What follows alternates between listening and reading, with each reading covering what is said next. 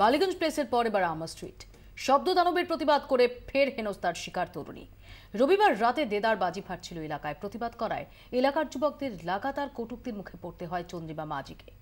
পুলিশে অভিযোগ করলেও কোনো সুরাহা হয়নি বলে দাবি চন্দ্রিমার।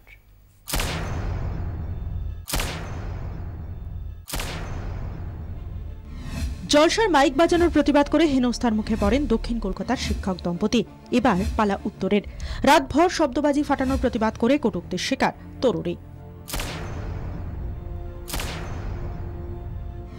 আমহা স্ট্রিটের বাদুর বাগান লেন পাড়ার কালীপুজো উপলক্ষে এখানেই চলছিল দেদার বাজি ফাটানো। নিষেধাজ্ঞাকে বুড়ো আঙুল দেখিয়েই গভীর রাতে ফাটছিল বোমা দোদমা।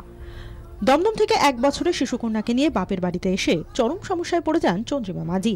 বাজির শব্দে ভয় পেয়ে যায় ছোট্ট মেয়েটি। রাত 2:30তেও বাজির দাপট না থামায় বাধ্য হয়েই প্রতিবাদ করেন তিনি। 2:30টার সময় বাড়ির নিচে বোমবাজি ফাটাচ্ছিল। হ্যাঁ, আমার বাবা মা হচ্ছে সিনিয়র পার্সন, বয়স হয়েছে, ওরা অসুস্থ মানুষ।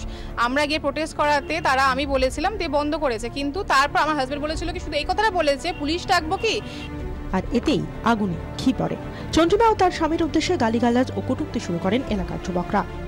তখন তারা গরম নিয়ে এসে আমাদেরকে থ্রেট করছে। আমার হাজবেন্ডকে রাতভর ধরে খিস্তি দিয়ে গেছে। পাড়ারই কিছু ছেলে, তাদের নাম হচ্ছে জয়ন্ত বেজ, প্রশান্ত বেজ, আনন্দ বাকুলি, কল্লোল পাল, অমিত বেজ, এই এরা সমর বোস।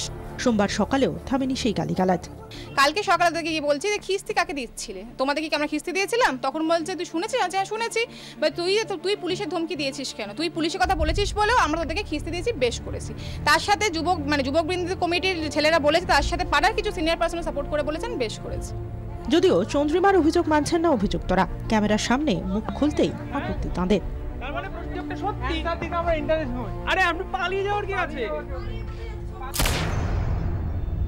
নিরুপায় হয়ে সোমবার দুপুরে আমহা স্ট্রিট থানায় অভিযোগ দায়ের করেন চন্দ্রিমা, কিন্তু ব্যবস্থা নেওয়া তো দুরস্ত। পুলিশ উল্টে তাকে মিটিয়ে নেওয়ার পরামর্শ দিয়েই দায়িত্ব সারে। পুলিশের কাছে গিয়েছিলাম, তারা কিছু করেনি। তারা বলছে বাজি নিজেদের মধ্যে হয়েছে, পাড়ার ব্যাপার মিউচুয়াল করে নিন, জাস্ট, আর কিচ্ছু না।